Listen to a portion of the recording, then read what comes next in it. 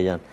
اچھا دیکھیں یہ جو موبائل والا مسئلہ پوچھا اس میں طلاق واقع نہیں ہوگی، کیونکہ جب پتہ ہی نہیں ہے کہ کیا پوچھ رہا ہے، وہ ایسے ہاں ہاں کر رہا ہے تاکہ وہ باس ناراض بھی نہ ہو. اور ہمارے ساتھ بھی بعض اوقات ایسا ہوتا ہے، میں ہاں نہیں کرتا ہوں لیکن ہوتا یہ ہے کہ وہ ہم بات کر رہے ہیں، سامنے والا ہاں ہاں کہہ رہا ہے، بعد میں پوچھا تو یار آواز کٹ گئی تھی آپ کی، اس لیے بات سمجھ بھی نہیں پایا. تو یہ ہوتا ہے جب آواز ہی سمجھ میں نہیں آ رہی، بات ہی نہیں پتہ ہے وہ کیا کر رہا ہے، اور یہ صرف اس لیے کہ باس ناراض نہ ہو، اس کی ناراضگی سے بچنے کے لیے ہاں ہاں کر رہا ہے، جی جی کر رہا ہے، تو اس سے طلاق واقع نہیں ہوگی. اس کی مثال یوں لے لیں کہ کسی نے ایک طلاق لکھی کسی پیپر پہ اور اس کے سامنے چھپا کر دیا، اس پہ سائن کر دو، اس نے سائن کر دیا، بعد میں پتہ چلا وہ تو طلاق نامہ تھا. یہ طلاق واقع نہیں ہوگی کیونکہ اس کو پتہ ہی نہیں تھا میں کس چیز کے اوپر سائن کر رہا ہوں. یا اس کا ارادہ ایک طلاق دینے کا تھا، اس نے کہا بھئی ایک طلاق کے لیے اسٹامپ پیپر تیار کر دو، اس نے تیار کیا اور اس نے لکھ دی اس میں 3 اور اس نے اس پہ سائن کر دیا، تو ایک طلاق واقع ہوگی کیونکہ اس نے ایک کا کہا تھا. ہاں اگر یہ پڑھ لیا مضمون 3 لکھی ہیں پھر سائن کیا تو 3 ہی ہوں گی، لیکن اگر مضمون نہیں پڑھا اور ایک کا کہا تھا اور بغیر دیکھے سائن کر دیا